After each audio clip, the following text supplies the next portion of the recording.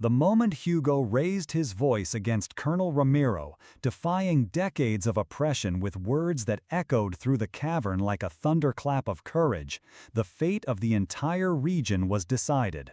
But to understand how a humble, lean cowboy came to confront the most powerful man in the area, we must return to the beginning of this extraordinary journey. 3 weeks before that life-altering confrontation, Hugo woke before sunrise each day in the same dilapidated shack where he was born 23 years prior.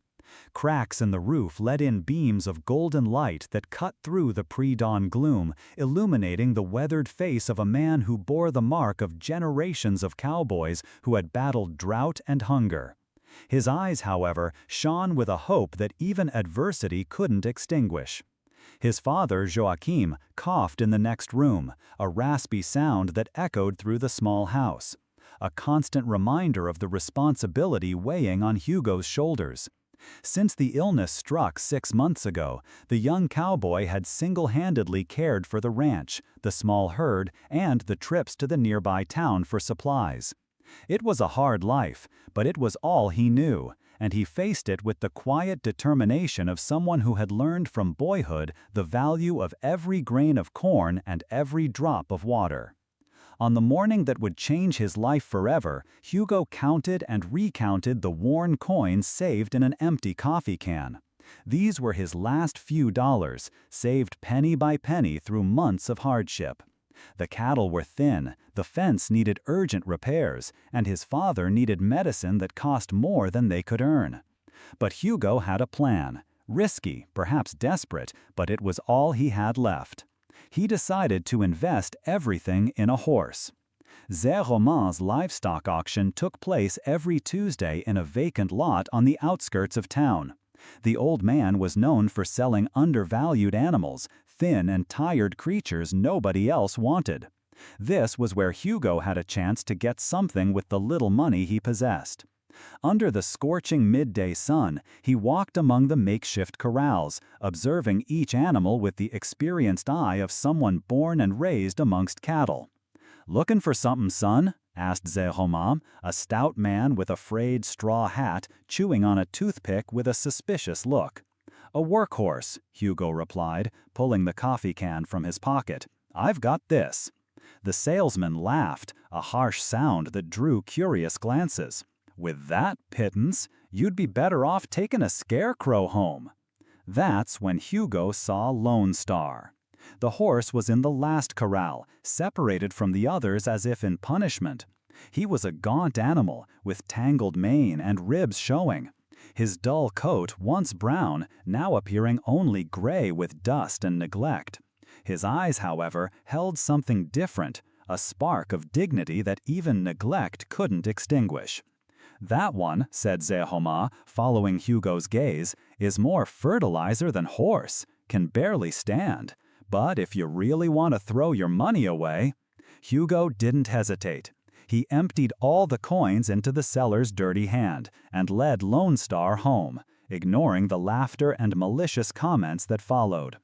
On the way, he spoke softly to the animal, as if to an old friend.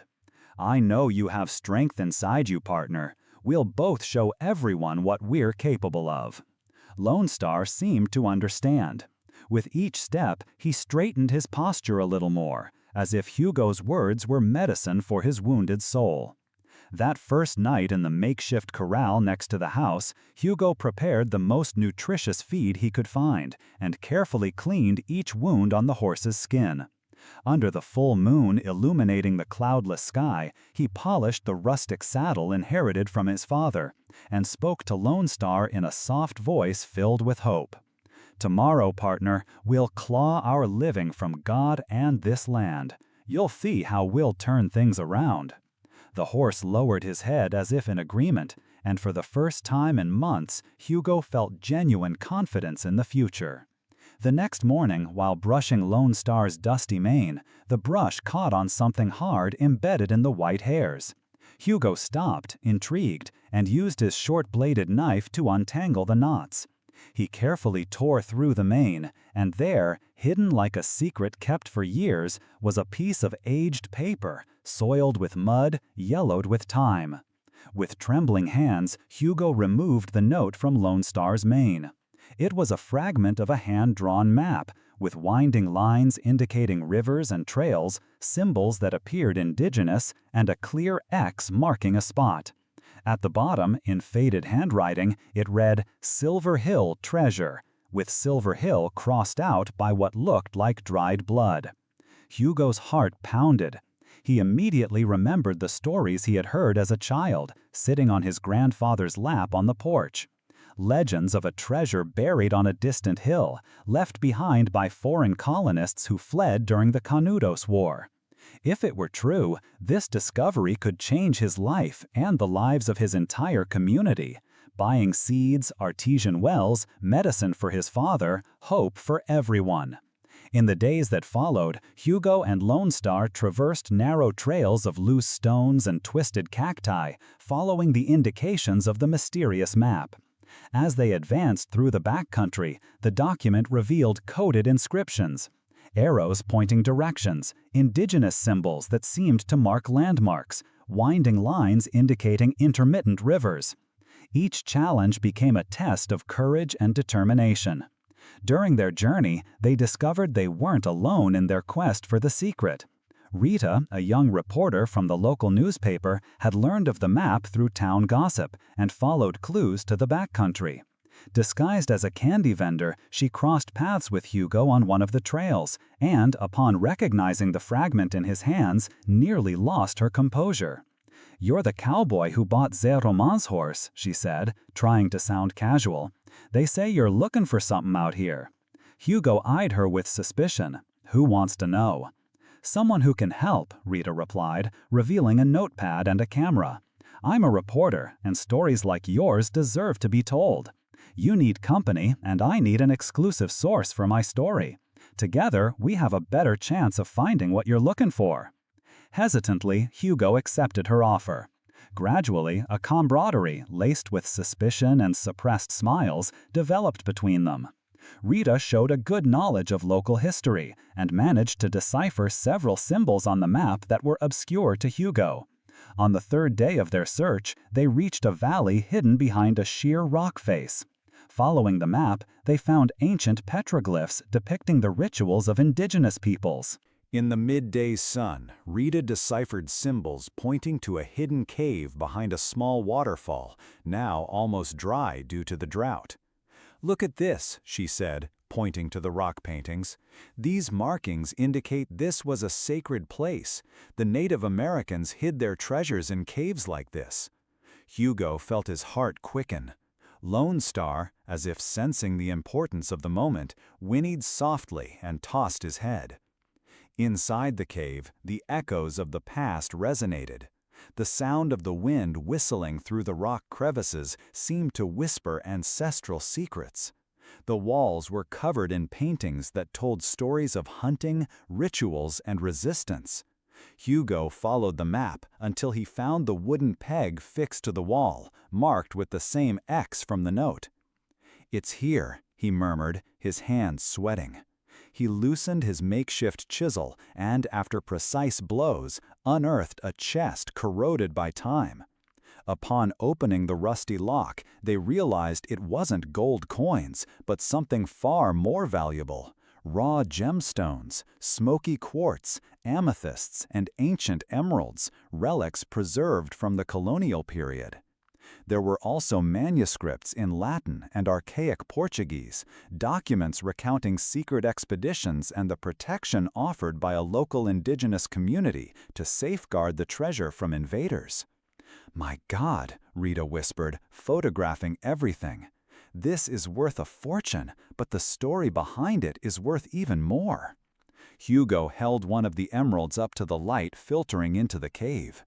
"This can save our entire community. Artesian wells, a new school, medicine for my father." At that moment, a shadow fell across the cave entrance. Colonel Ramiro appeared, accompanied by 2 armed henchmen.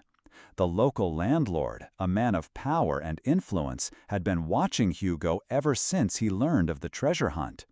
Greed shone in his feverish eyes. "Well, well," Ramiro said, with a cruel smile. The poor cowboy found what he was looking for. Now he's going to hand it all over to those who truly deserve it. Hugo rose slowly, shielding Rita behind him.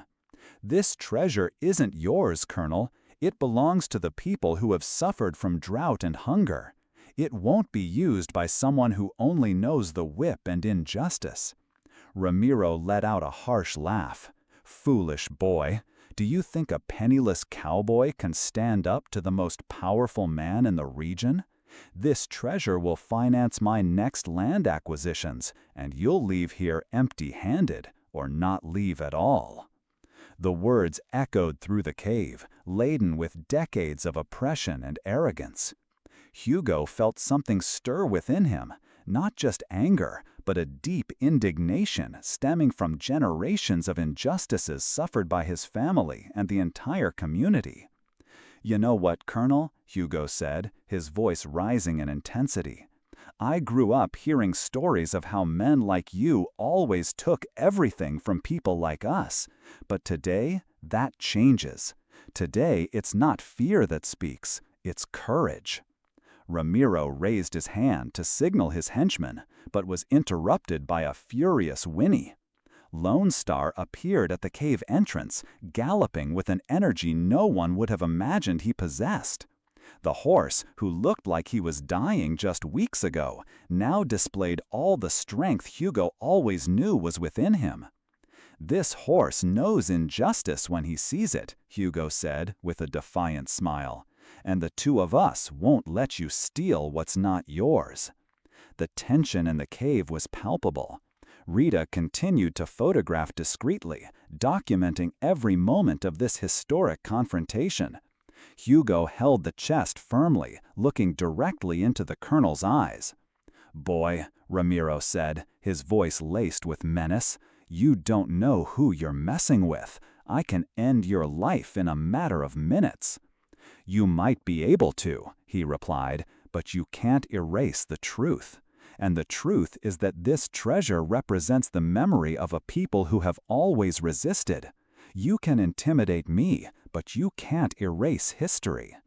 It was then that Hugo had an idea. Instead of fleeing or directly confronting the colonel, he decided to do something unexpected. He approached Ramiro and extended one of the emeralds.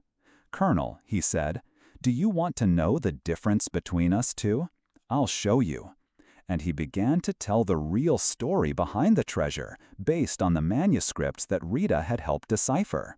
He spoke of the indigenous people who protected these stones from the colonizers, of the resistance of peoples who were massacred but managed to preserve part of their heritage. He spoke of how that treasure was not just material wealth, but memory and dignity. "You know what this means, Colonel?" Hugo continued. "It means we are the true inheritors of this land, not by right of ownership, but by right of blood, sweat, and resilience." Colonel Ramiro was silent, visibly disturbed by Hugo's words. His henchmen also seemed less convinced of the righteousness of their actions. "And you know what else?" Hugo said, his voice now firm and confident. "I won't keep this treasure for myself. I'll use every precious stone to build wells, schools, and clinics. I'll make this wealth serve to liberate our people from the dependence on men like you." The proposition was revolutionary. Hugo was offering a new form of power, not based on oppression, but on collaboration and social justice. Rita, understanding the importance of the moment, decided to intervene. "Colonel Ramiro," she said, showing the camera, "I've documented everything that happened here. The story of this treasure and Hugo's words are already recorded. If anything happens to them, the whole world will know." The colonel realized he was in a delicate situation. He couldn't simply seize the treasure by force without facing public consequences. The reporter's presence completely changed the game. "Besides," Hugo continued, "I have a proposition for you. Instead of stealing this treasure, why not become part of the solution? Help the community grow, and you'll see that everyone's prosperity also benefits the landlords." It was a direct appeal to whatever humanity remained in the colonel. Hugo was betting on the possibility of transformation, even in a man like Ramiro. Lone Star, as if understanding the crucial moment, calmly approached the colonel and rested his muzzle on his hand. It was a simple gesture, but full of symbolism. The animal that had been rejected and humiliated was offering forgiveness and a second chance. Ramiro was silent for long minutes, looking alternately at Hugo, Rita, the treasure, and Lone Star. Something in his expression began to change. Perhaps it was the dignity in the cowboy's voice, perhaps it was the presence of the press, or perhaps it was simply the weariness of decades of conflict and oppression. "Boy," he finally said, "you've got guts, I'll give you that. But that's not how things work around here." "Then, let's change how things work," Hugo replied without hesitation. "You have the power to choose to be remembered as the colonel who stole the people's treasure, or as the man who helped transform the backcountry." The proposition echoed through the cave. Rita continued documenting every word, every gesture, every moment of that improbable negotiation between the humble cowboy and the powerful landowner. "All right," the colonel finally said, to everyone's surprise. "I'll make a deal with you. You keep the treasure, but I want to participate in the projects that are developed. I want to see if this thing you're talking about actually works." Hugo couldn't believe what he was hearing. "Are you sure, Colonel?" "I am, but on one condition. I want you to account for every penny spent, and if I see that you're using the money for other things, I'll intervene." It was a partial victory, but it was a victory. Hugo extended his hand to the colonel, sealing a deal that no one would have imagined possible. In the days that followed, news of the treasure's discovery spread throughout the region. Rita published a series of articles about the story of the find, transforming Hugo into a symbol of hope and resilience. Lone Star became famous as the horse that carried a secret capable of transforming an entire community. With the treasure, they obtained resources for projects that seemed impossible. They built 3 artesian wells that guaranteed water for the entire community throughout the year. They renovated the local school and brought in qualified teachers. They opened a health clinic that offered free care to everyone. Hugo's father, Joaquim, was one of the first to benefit from the new health clinic. With proper medication and medical care, his health improved dramatically. He returned to work alongside his son, now not out of necessity, but out of pleasure in seeing the ranch prosper. Ramiro, surprisingly, kept his word. Not only did he respect the agreement, but he became one of the main advocates for community projects. He discovered that the overall prosperity of the region also benefited his business. With abundant water and quality education, the local workforce became more skilled and productive.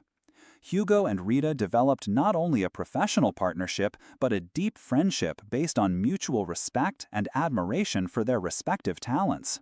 She continued documenting the transformations in the community, while he became a natural leader recognized throughout the region. Lone Star, the horse that seemed to be dying, transformed into a symbol of hope. His wounds healed, his coat regained his shine, and his posture returned to being proud and dignified.